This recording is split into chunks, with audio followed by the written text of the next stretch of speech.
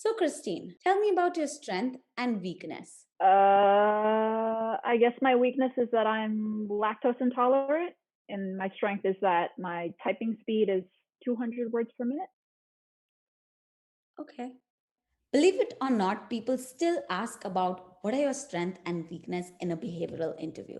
So, in today's video, let's talk about how to prepare for an interview, what to do during the interview, and what to do after the interview. Now, this is going to be a long video, so we're going to break it in two parts. One video is going to be simply about how to prepare, what does research mean, and how to write your professional stories. In the next video, we will talk about how to use those stories to answer questions and how to write a fantastic thank you email after your interview to seal the deal. And today, helping me, we have Christine. Hey everyone, my name is Christine. I also have a YouTube channel focusing on technology consulting, a lot about career skills and how exactly should you get this job. So behavioral interviews is definitely up our alleys, and I'm really excited for this collaboration. Thank you, Christine. So, without further ado, let's get into it.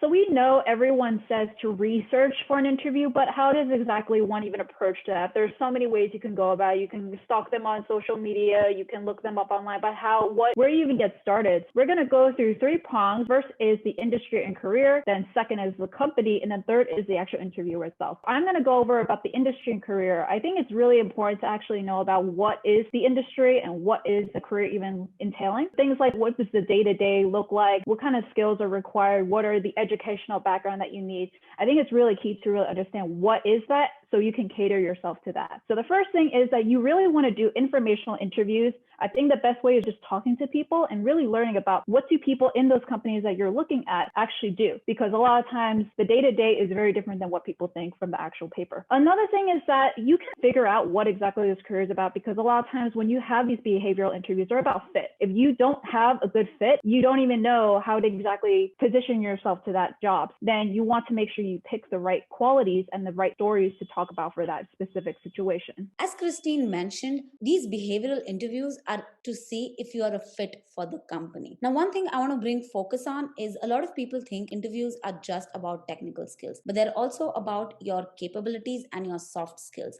Technical skills can be learned, soft skills are much harder to learn. Companies are looking to bring in candidates that are a good cultural fit. This is why you research the company. You start up with the company website, look at their mission statement, their vision statement. It can bring in a lot of information. So, give you an example. If you go on Amazon's website, you will see that they have 14 principles that they use to drive their company forward. For example, they have one which talks about focus on customer. So, everything that Amazon does, it's about focusing on how to make it a good experience for the customer. Now, this is something that you can use to talk about a professional story where you have focused on the customer to make it a good experience. Another thing you can do is look at social media presence. So, for example, if you look at Qualcomm's Instagram profile, you will see they talk about 5G a lot. And it also gives you information on what are the things that they're looking for. I'll give you one more example that Christine gave me. If you look at Accenture's website, it's all purple and they repetitively use the word innovate. They don't say, come join our team. They say, innovate with us. This gives you the perspective that this company is looking for people who are innovators. And that is something you can make note of. So when you're writing your stories,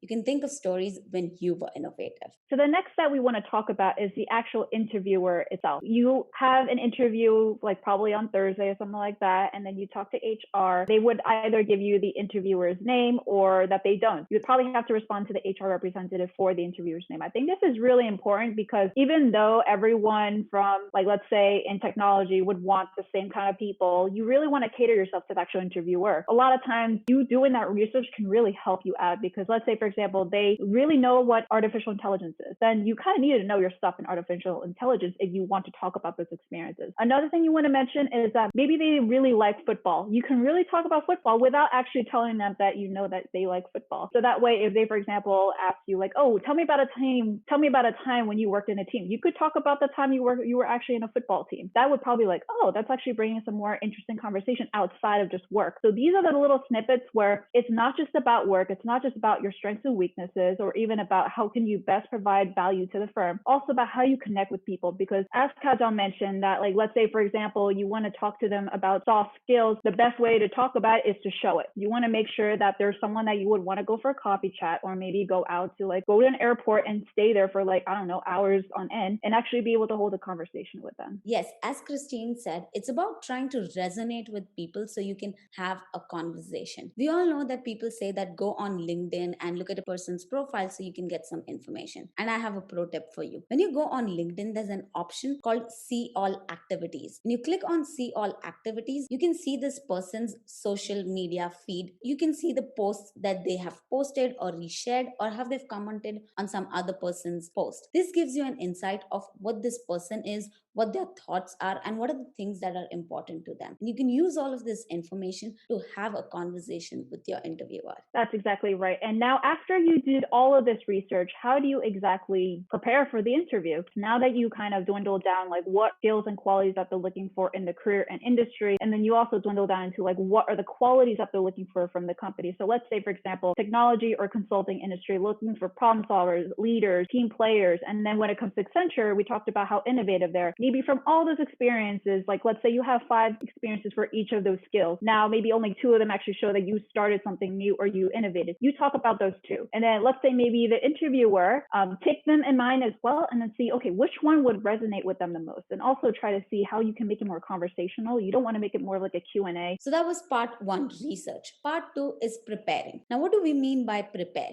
We mean that create a list of professional stories. This is something that we hinted in the start. Why does this matter? Because you're going to be asked questions, and simply giving a Q&A is not going to help. As Christine mentioned, it needs to be engaging. And what is more engaging than a story? So here's what you do. Take a piece of paper or open a Google Word document and start writing all the professional stories that you can think of. If you're a student and you don't have a lot of work experience, you can talk about internship. If you don't have internships, you can talk about your group projects in college. You can even talk about competitions that you participated in, because remember, you were working with a team, you probably had roles, you had to delegate some work, and so on and so forth. Again, as we mentioned before, you can talk about personal stories, be it football, martial arts, or even music. But first, start with creating and just writing out all of those stories that you have. Now, one important thing to remember is when you write a story, think of it as a problem and a solution. And we will use this to create your story. We will go more into it in our next video, where we'll show you legit examples of how to answer those questions. So as I mentioned, create a document and start listing your professional stories. So go through your list and write skills that those stories highlight. Think about soft skills, innovation, creativity, delegating a problem, difficult conversations, communication, etc. What you want to do next is reduce it to the stories that are important for the company that you're interviewing for. So when you wrote these stories, go and see what skills these show and then how they match to your research. For example, we know that Accenture cares about innovation. So go through these stories and which one of them is about innovation. Highlight that, or put it on the top of your list, and this is what is going to help you answer the questions. So next off, you want to also make sure you prepare for sample questions. A lot of people just know, like, oh, tell me about yourself. What is your strengths and weaknesses? But a lot of times, I think the best way to do it is also going on Glassdoor and really looking into the kind of questions that they ask for. Be very specific, because, like, let's say, for example, someone who's 30 years in the industry are going to have different questions than if you were maybe like a college hire. So you want to make sure you look into the correct role, the correct location, even the correct company. Sometimes they have many different companies under one company. And as I mentioned before, informational interviews can also help this too. Some sample questions that we want to mention first is the infamous tell me about yourself. So first off, how do you even approach this kind of question? Should you talk about your story from 15 years ago when you fell off a bike? No, you want to actually cater your answer based off of all the research you've done. First of all, you want to talk about why are you interested in the particular role? Why are you interested in this company? It seems a little bit weird because you think that tell me about yourself is about yourself as a person, but you really have to put in the company's mind as well, because they want to see that are you a good fit for the company as well. So tell me about yourself, ask a about like why are you interested in that particular career. So let's say, for example, technology consulting. Why are you interested in technology consulting? So a lot of it is really in the power of the research and then actually framing your entire stories and your qualities and experiences off of the job. And then a plus side if it's off of the actual interviewers. Let's say you had some kind of Salesforce certification and then this person is a Salesforce consultant. Talk about that certification and actually show them like, I actually know this stuff. And that way you're really going to impress your interviewer. All right, guys. So that's how we would prepare for a lot of our interviews. And we just want to go over more about how to actually do well in the interview. So if you want to learn more about that, we're also going to include some snippets of how to actually take this advice and go through more sample questions. Make sure to go over my channel and look for that video. Link will be in the description. And thank you guys so much. And hopefully you guys have a great interview. Now, before you go, don't forget to subscribe to this channel. And if you haven't already, turn on the bell notification so you get notified every time I come up with a new video. But I also want to hear about how you prepare for your behavioral questions, or what are some of the tough behavioral questions that you've encountered or had trouble with.